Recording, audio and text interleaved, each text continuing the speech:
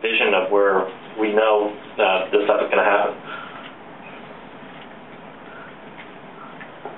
Does your technology introduce any new kind of ideas about technology in general, like the way to use it, what things you can do with it, and not just rotating 3D objects just with two hands, but a new way of thinking or methods like that?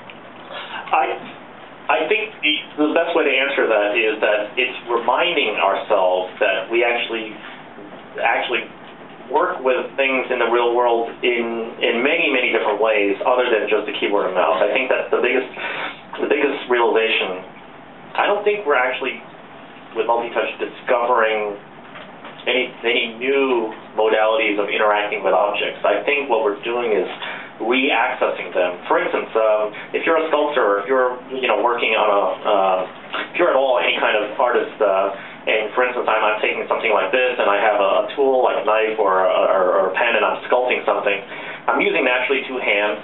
I'm also using my right hand. I'm right-handed, and I usually put the tool in my right hand. I usually hold the object with my other hand, and I use them together in a very coordinated way. And that's actually very natural and actually a very studied interaction technique that, of course, any artist and anybody who's ever lived understands. Oh yeah, that's what you do with your hands. So the thing is, we've never really thought the computer you can interact with a machine that way. Now, so I guess what I'm saying here is that we're just allowing us to access ways we've always worked with objects or people or things in the real world. It's just, I don't think we're actually learning, or I don't think this research is actually discovering new things there. I just think it's more like dusting off old things that we really never thought we could interact with a machine with in the first place. I mean, it's pretty unnatural just to use a keyboard and mouse with a computer. So it's a very restrictive thing. Why can't we use both hands like we normally do when we're painting or drawing? Why can't we use all 10 fingers? Why can't, I mean, two hands, what they call bimanual interaction is a big deal.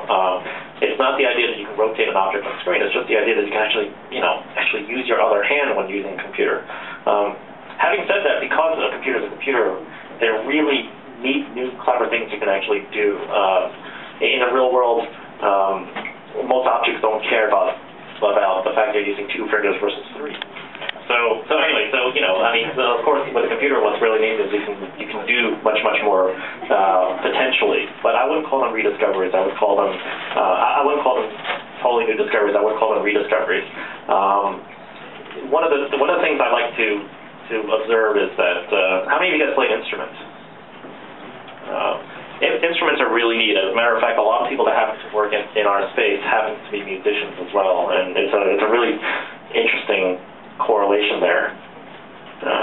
So musicians, if you actually look at musical instruments are actually wonderfully fascinating because you can see music is about trying to capture as much expressivity out of the artist as possible, out of the musician. So if you look at some of the design of instruments, how many places there are to put your fingers and to use your mouth and to use other parts of the body, maybe squeeze something, it's amazing how much musical instruments have tried to devise interfaces to capture as much out of the user as possible. So if you look through there, there's a rich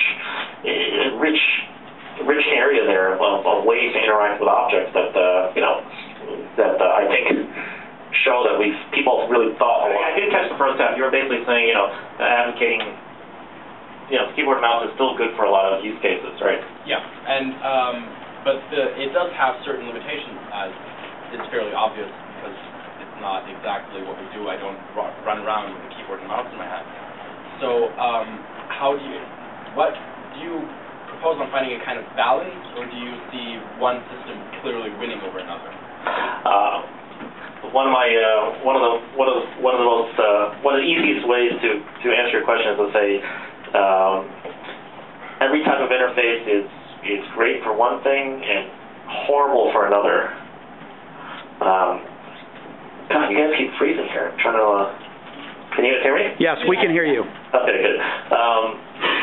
And that's a very, very important thing to make. I don't think we're advocating that multi-touch or the keyboard mice is perfect for everything. It really isn't. Just like there's no one interface for everything, and in particular, some interfaces are really bad at other things. I think it's important to not have the attitude that one should win over the other. They're definitely going to be, one of the biggest disadvantages to a touchscreen is that you got to be within 1 meter of it. Yeah, otherwise you're beyond arm's length. So some people are working on gestural interfaces, where you kind of wave your hands in the air. That has its own set of issues, even though you don't have to be next to the screen. It's very hard to be precise with your hand hovering in the middle of the air. If you ever try to play theremin, it's really hard to kind of control it really precisely.